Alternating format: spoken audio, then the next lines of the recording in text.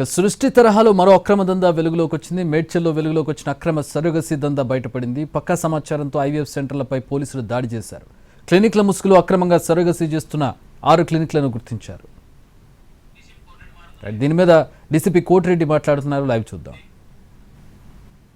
మనం చట్టపరిధిలో ఈరోజు వాళ్ళని కోర్టులో రిమాండ్ చేసి వీళ్ళ మీద ఈ సరోగసీ రెగ్యులేషన్ యాక్ట్ సెక్షన్ 38, 39, 40, 41 తర్వాత అసిస్టెంట్ రీప్రొడక్టివ్ టెక్నాలజీ యాక్ట్, అదేవిధంగా 420 తర్వాత కాన్స్పిరసీ, ఈ యొక్క సెక్షన్స్ అన్ని కూడా యాడ్ చేసి వాళ్ళని ఈరోజు కోర్టులో ప్రొడ్యూస్ చేయడం జరుగుతున్నది. ఫర్దర్గా కూడా ఇంకా పూర్తి ఇన్వెస్టిగేషన్ కంప్లీట్ కాలేదు. ఈ హాస్పిటల్స్ కూడా ఎవరెవరి నుంచి వీళ్ళు ఇంకా సమాచారం ఇస్తున్నారు, వాళ్ళలో అది ఏమైనా పర్మిషన్స్ ఉన్నాయా లేవా, ఇవన్నీ కూడా మళ్ళీ తర్వాత డిఎంహెచ్ఓ గారితో కలిసి మేము మిగతా వాటి మీద కూడా ఈ హాస్పిటల్స్ కొంత సమాచారం మనకు వచ్చింది, ఇంకా మిగతాది రావాల్సి ఉంది, అది కూడా మేము తీసుకొని వాళ్ళ మీద కూడా రిపోర్ట్స్ పంపడం జరుగుతుంది. సౌత్ ఇండియా షాపింగ్ మాల్ లో శ్రావణ మాసం భారీ డిస్కౌంట్స్ తో సరికొత్తగా బ్లాక్ బస్టర్ #1 కిలో సేల్. శ్రావణ మాసం వరలక్ష్మి వ్రతానికి మరియు పెళ్లిళ్లకు కావాల్సిన అన్ని రకాల వస్త్రాలు, కంచి పట్టు చీరలపై కేజీ కొనండి, కేజీ ఉచితంగా పొందండి. South India shopping mall.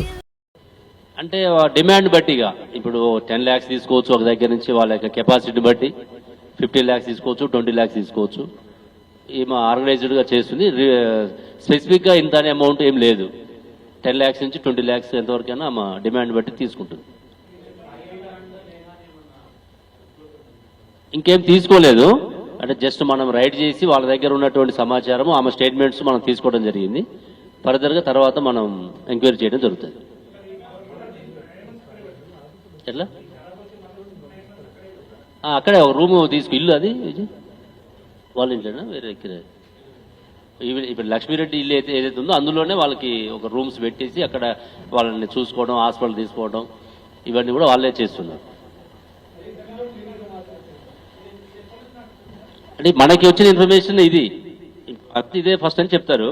మన తర్వాత మళ్ళీ పోలీస్ కస్టడీ తీసుకొని రిమైనింగ్ చేస్తే తెలుస్తుంది మనకి.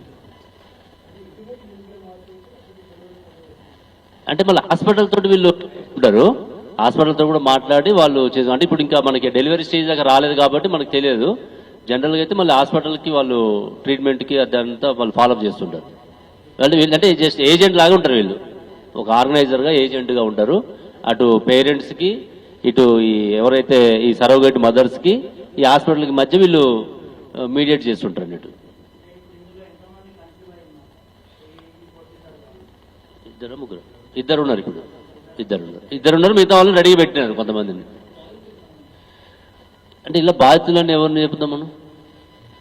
అంటే వీళ్ళు చేయటం అనేది చట్ట వ్యతిరేకం అని చెప్పేసే, కానీ వాళ్ళకి అవసరానికి హాస్పిటల్కి అప్రోచ్ అవుతారు. హాస్పిటల్ వాళ్ళు ఇట్లా ఉందని చెప్పి బయట సమాచారం ఇస్తారు. ఇచ్చిన తర్వాత వీళ్ళు ఇక్కడ చేయడం జరుగుతుంది.